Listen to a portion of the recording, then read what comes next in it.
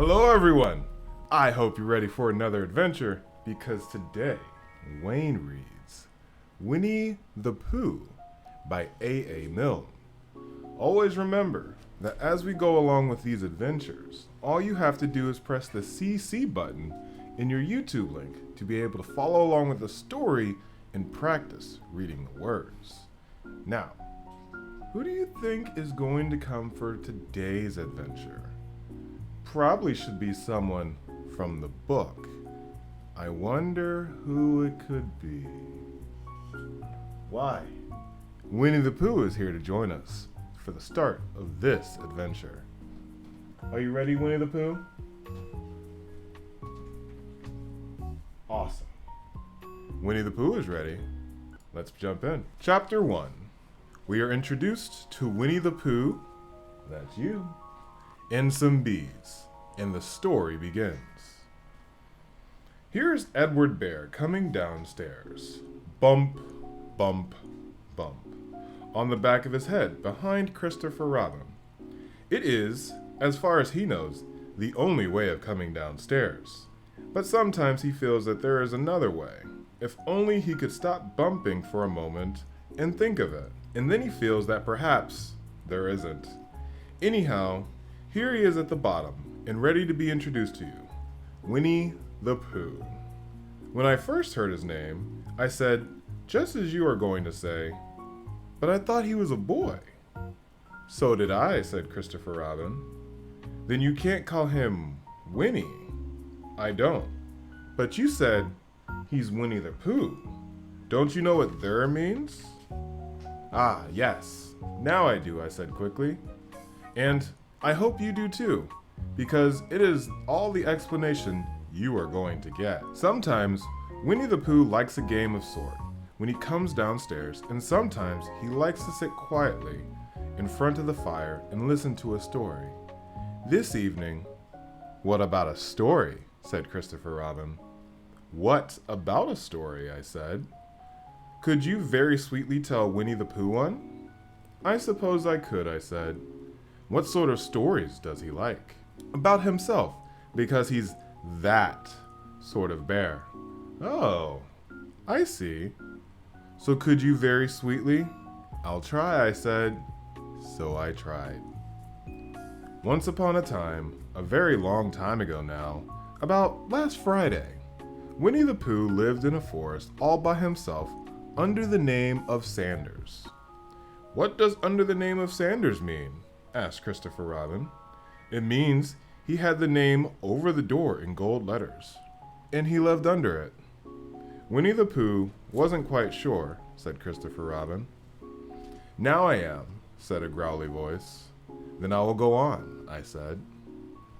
One day, when he was out walking, he came to an open place in the middle of the forest, and in the middle of this place was a large oak tree, and from the top of the tree there came a loud buzzing sound.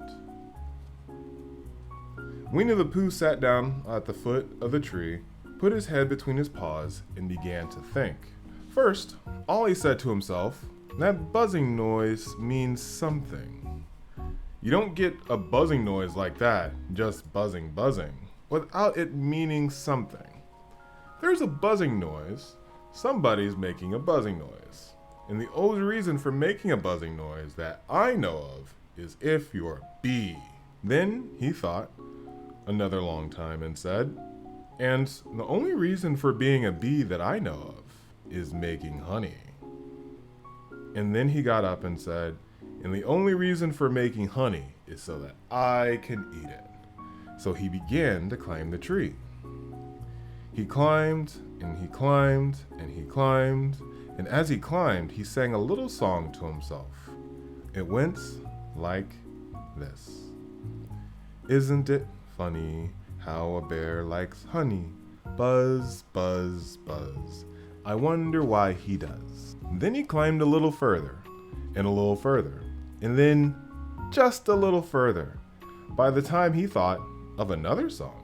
It's a very funny thought that if bears were bees, they'd build their nest at the bottom of trees. And that being so, if bees were bears, we shouldn't have to climb up all these stairs. He was getting rather tired by this time, so that it is why he sang a complaining song. He was nearly there now, and as he stood on that branch, crack! "Oh, help!" said Pooh as he dropped 10 feet on the branch below him. "If only I hadn't," he said as he bounced 20 feet to the next branch. "You see, what I meant to do," he explained as he turned head over heels and crashed onto another branch 30 feet below. "What I meant to do, of course it was rather," he admitted as he slithered very quickly through the next 6 branches. "It all comes, I suppose," he decided as he said goodbye to the last branch, spun around 3 times, and flew gracefully into a gorse bush. "It all comes liking honey so much. Oh, help." Oh, Pooh Bear. He crawled out of the gorse bush, brushed the prickles from his nose, and began to think. And the first person he thought of was Christopher Robin. "Was that me?" said Christopher Robin in an awed voice, hardly daring to believe it. "That was you." Christopher Robin said nothing. His eyes bright got larger and larger, and his face got pinker and pinker. So Winnie the Pooh went around to his friend Christopher Robin, who lived behind a green door in another part of the forest. "Good morning, Christopher Robin," he said.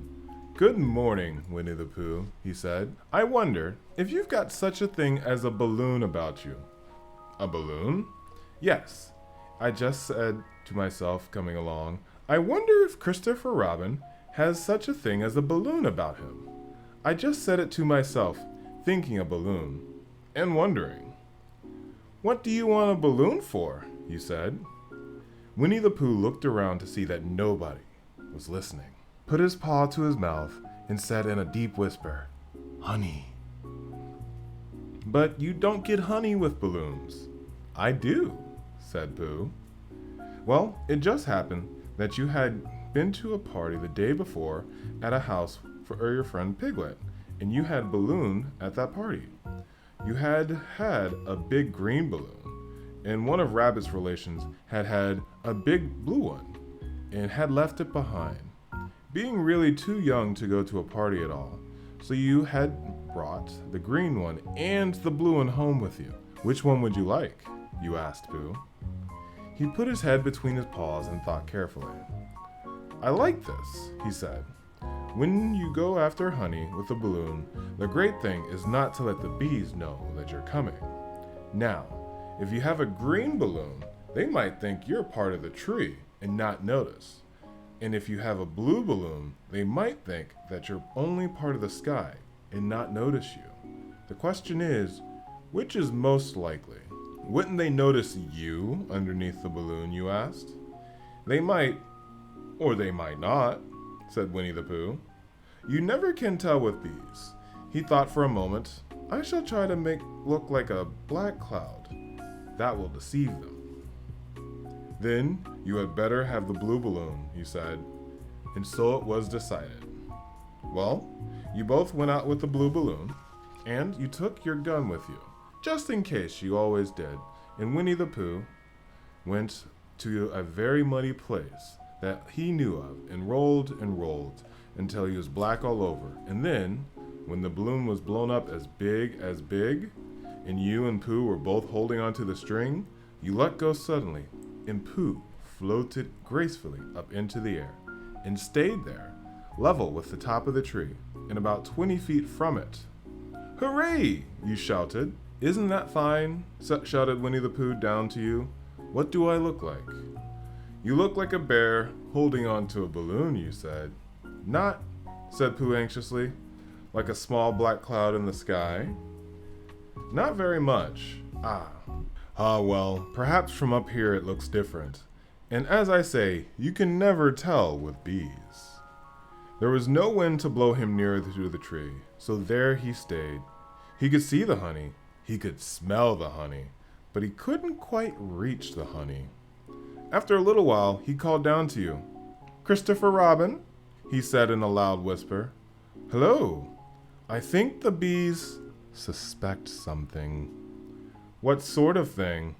I don't know, but something tells me that they're suspicious. Perhaps they think that you're after their honey. It may be that. You can never tell with bees. There was another silence, and then he called down to you. Christopher Robin? Yes? Have you an umbrella in your house?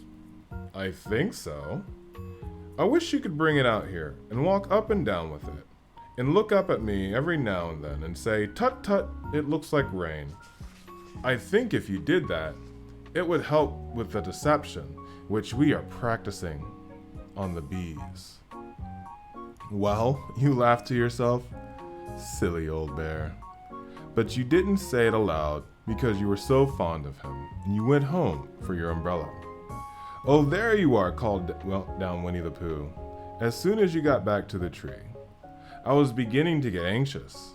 I have discovered that the bees are now definitely suspicious. Shall I put up my umbrella? You said. Yes, but wait a moment. We must be practical. The important bee to deceive is the queen bee. Can you see which is the queen bee from down there? No.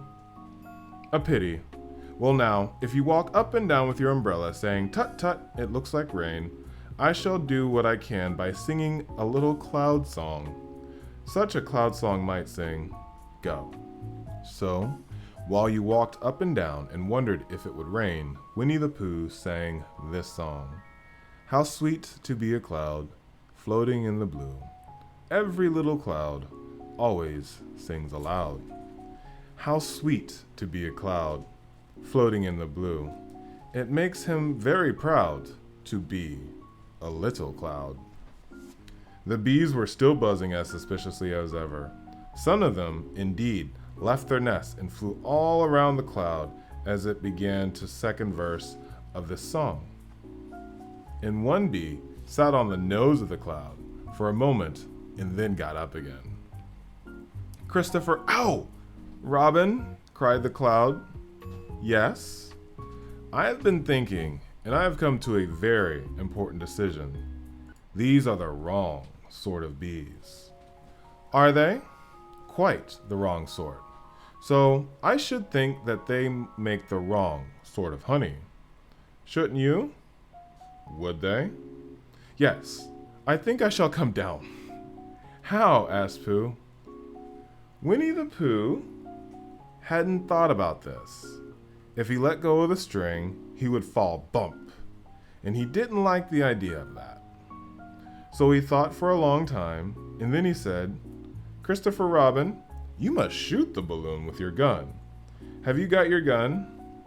Of course I have, you said. But if I do that, it will spoil the balloon, you said. But if you don't, said Pooh, I shall have to let go, and that will spoil me. When you put it like this, you saw how it was, and you aimed very carefully at the balloon and fired. Ow, said Pooh. Did I miss? You asked. You didn't exactly miss, said Pooh, but you missed the balloon. I'm sorry, you said, and you fired again. And this time you hit the balloon, and the air came slowly out, and Winnie the Pooh floated down to the ground. But his arms were so stiff from holding on to the string of the balloon all that time that they stayed up in the air for more than a week. And whenever a fly came to settle on his nose, he had to blow it off.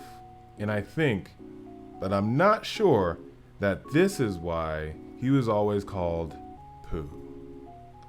Is that the end of the story? Asked Christopher Robin. That's the end of that one. There are others. About Pooh and me, and Piglet, and Rabbit, and all of you. Don't you remember? I do remember. And then, when I try to remember, I forgot. That day when Pooh and Piglet tried to catch the heffalump, they didn't catch it, did they? No. Pooh couldn't because he hasn't any brain. Did I catch it? Well, that comes into the story. Christopher Robin nodded. I do remember, he said. Only Pooh doesn't very well, so that's why he likes having it told to him again. Because then it's a real story. and not just remembering. That's how I feel, I said. Christopher Robin gave a deep sigh, picked up his bear by the leg, and walked off to the door, trailing Pooh behind him. At the door, he turned and said, "Coming to see me have my bath?" "I might." "I didn't hurt him when I shot him, did I?" "Not a bit." He nodded and went out, and in a moment I heard Winnie the Pooh bump, bump, bump, going up the stairs behind him. That is an amazing place to end our first adventure reading Winnie the Pooh. What did you think? I like that part too. What did you think about the story, Winnie the Pooh? I like that part as well. There's a lot more adventures in this book, so hopefully we'll see you for the next one. And we hope to see you for the next adventure here with Wayne Reads. Thank you for joining us. We can't wait to see you for the next time. Bye-bye!